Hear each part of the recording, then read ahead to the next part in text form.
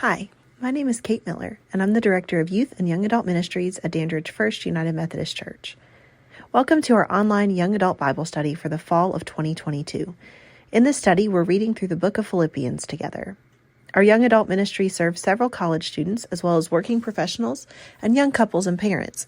So a virtual Bible study format allows all of our friends to plug in at a time that suits them, no matter where they are. We do welcome viewers of all ages to tune into these video series. If you're looking for more information about our young adult program or our church, I'll include a link in the description box below.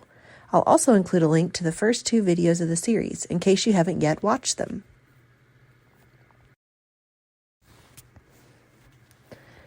This week we're diving into chapter 2, so join me in turning to Philippians chapter 2, verses 12 through 16.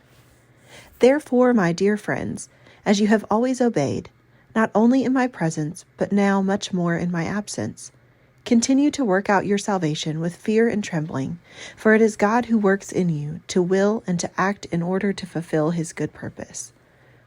Do everything without grumbling or arguing, so that you may become blameless and pure, children of God without fault in a warped and crooked generation.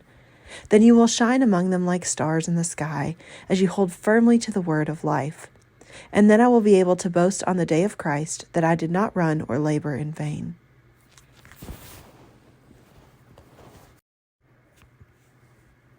As we seek to understand what Paul is writing to his friends in Philippi, it's important that we not only seek understanding of what he was writing then, but also that we seek to understand how it can impact our lives and our faith in the here and now.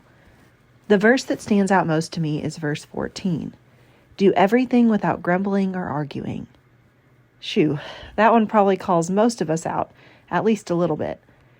When we think of grumbling or complaining or arguing, it's probably really easy to think of the grouches that show up in your own life.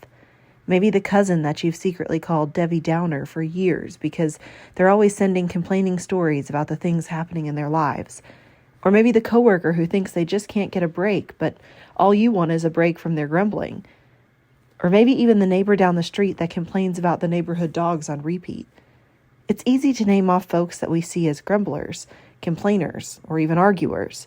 But how often do we reflect and ask, am I a complainer, grumbler, or arguer? How do others feel about me when I start venting over and over again?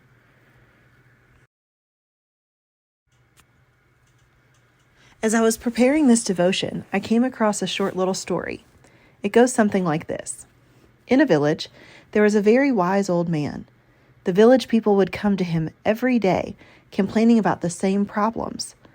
One day, the old man told them all a joke, and they roared in laughter, amazed at the wise man's good sense of humor. After a few minutes, he retold the same joke, and a few of them smiled, but there was no uproarious, boisterous chuckling this time.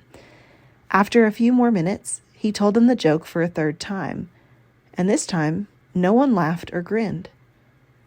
The wise old man smiled, and he said, "You can't laugh at the same joke over and over, can you? So why are you always crying about the same problem?" Perhaps the message for us today is this. Just as a joke stales as it's told and retold again and again, so does a complaint. When we constantly complain about our circumstances, particularly without expressing any gratitude, we wear out the impact of our complaint, and we can often become a heavy burden to our family and our friends.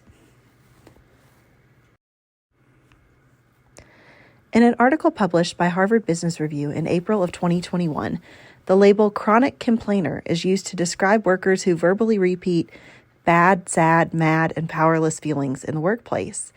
The article says that managing chronic complainers is absolutely a workplace challenge, as they can create toxic environments for themselves and their coworkers. The European Journal of Work and Organizational Psychology in 2015 also found that complaining chronically can actually make the complainer themselves feel worse. Complaining can make us relive difficult situations and experiences, triggering an ongoing negative thought and mindset. Basically, chronic complaining affects our own moods and contributes to a negative experience in our workplace. That probably extends to our personal lives and our church lives too. So it's important to remember that an attitude of constant complaining isn't healthy for us, for our coworkers, for our families, or for our church friends. However, this shouldn't invalidate our need to share our burdens. The previously mentioned 2015 article says that we can still discuss our hardships, but instead focus on how things could have been different or how we can change similar outcomes in the future, rather than focusing our thoughts and conversations on the negative situation at hand. It's important to always be genuine, and that sometimes means admitting that we're going through a hard time or having a difficult day, but that doesn't mean dwelling chronically on our challenges.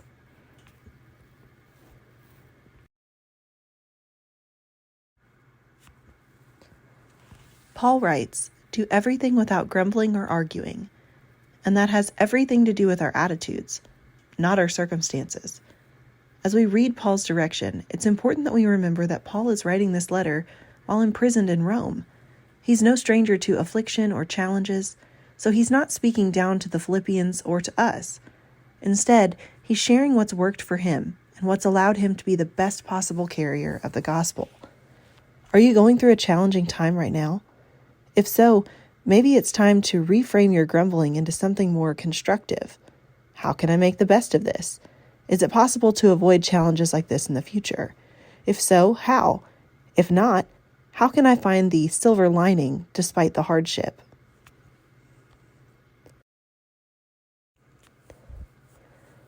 Thanks for joining us this week for Chapter 2 of our Philippians study. Next time, we'll turn to an excerpt from Chapter 3. I hope to see you back here on YouTube then. Have a great day!